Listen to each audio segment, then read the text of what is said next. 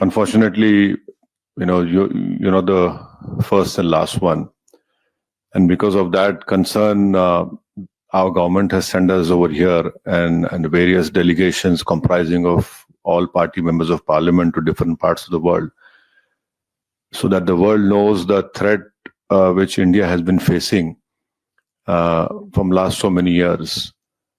And unfortunately, we have lost huge amount of human lives. Innocent people have been killed. And the fact of the matter is that this problem emanates from Pakistan only. Unless and until Pakistan stops promoting, aiding, sponsoring all these terrorist groups, this issue will not go away. And India has exercised utmost restraint in dealing with this problem. I don't want to reiterate what the head of my delegation, my honorable good friend J. Panda, has said. But please understand that India has exercised utmost restraint. Even after the Pahalgam attack which took place, in which 26 tourists have lost their lives. And please, understand the enormity of this massacre which took place. A girl which got married 6 days ago, on the 7th day she becomes a widow. A girl which got married 2 months ago, she becomes a widow. India has all the wherewithal, and inshallah we have all the means to ensure the safety of not only the Indians, but anyone who lives in India.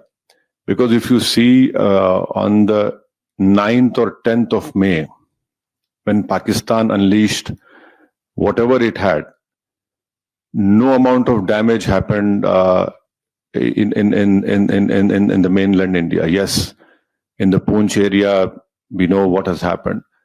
But the air defense system, what has been said by the government in the media is that all our technology, all our warfare was able to stop whatever was thrown from a failed state like Pakistan.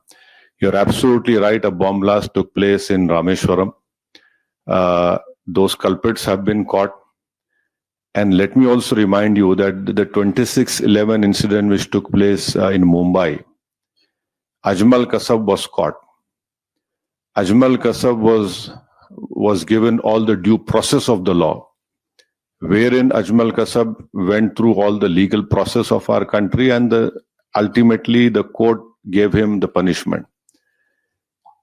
Even after that, the Indian investigators gave all the evidences which was required to the Pakistani government. They had given proofs, audio recordings. And can you believe at that time when this 26/11 incident took place, the Pakistan foreign minister was in India. So this is a state which is not at all connected. It is not at all concerned about the safety and what the message that goes out. But unfortunately, because of Pakistan's intransigence, that trial didn't go further up. But when Bahrain was heading the FATF committee and Pakistan was put in the grey list, that trial proceeded. And after that, Pakistan came out of grey list. And unfortunately, those people were convicted only in money laundering, not in terrorist charges. And there was a UN designated terrorist called Zakiur Rahman Lakhvi. I don't know where in the world the prison system is such that Mr. Zakiur Rahman is a designated terrorist, and by being in prison, his wife gives birth to a child. Now, this is what Pakistan's legal system or the support of the state is concerned. So I can only assure you, with all the responsibility, that our government has taken all the steps to protect the life and limb of every Indian, and this government has made very clear. Next time you take up this this misadventure, it will be beyond what they are expecting. See, we don't want to reply in that way, but there is a limit to the patience of the Indians. You cannot go on and come into India and kill people. You cannot place bombs.